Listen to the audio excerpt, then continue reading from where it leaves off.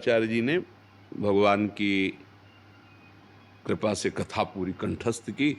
तो अयोध्या में संत थे, एकांत सेवन करते थे, विरक्त भाव से रहते थे। तो उनके समीप गए और बोले, महाराज जी मैंने भागवत सीखी है, तो हमें लगता है पहले हम आपको सुनाएं, अगर कोई त्रुटि हो कहीं तो आप कृपा करके। वो बड़े भजनानंदी सन, सहज में हाँ ठीक है। 7 दिन कथा सुनाई। तो बोले, भाई आपने तो कथा सुनाई, कथा की कुछ भेंट देनी चाहिए। आप क्या चाहोगे कि आपको हम क्या भेंट दे दें? आप जो मांगोगे दे देंगे। तो उनका, भगवान निर्धन हूं, अगर धन मिल जाए तो ठीक है, जा। आज से तुम्हें धन के लिए चिंतन नहीं करना पड़ेगा, प्रयास नहीं करना पड़ेगा, राम जी की कृपा से आता रहेगा।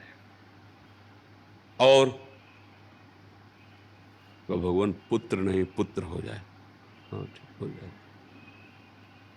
और कुछ का भगवान की भक्ति हो जाए। नाराज हो गए।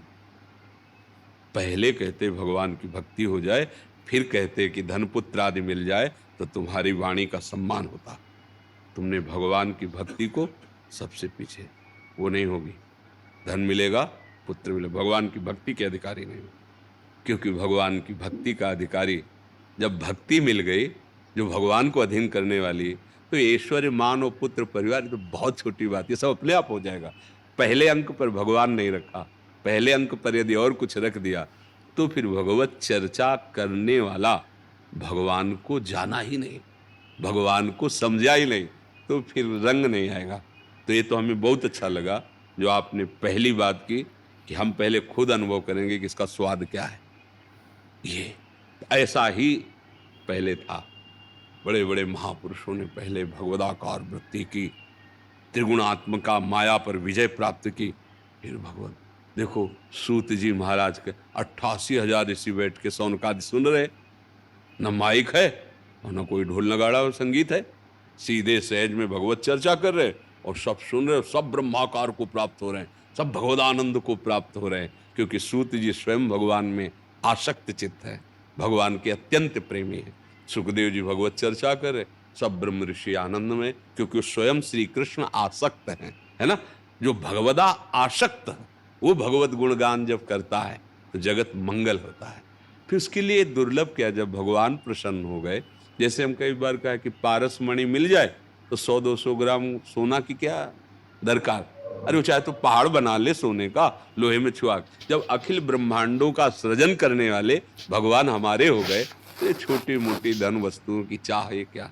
वैसे तो भगवत चर्चा चाहे सकाम करो चाहे निष्काम करो, मंगल करने वाली ही है। भगवान का यश, भगवान का गुणगान, पर विशेष आनंद की प्राप्ति के लिए अगर हम भगवान के ऊपर अपना भार छोड़ दें और फिर भगवत चर्चा करें, हमारी चाहत भगवान हो, तो फिर सारे वैभव, सारी सिद्धियां उसको अपने आप प्राप्त हो जाती हैं।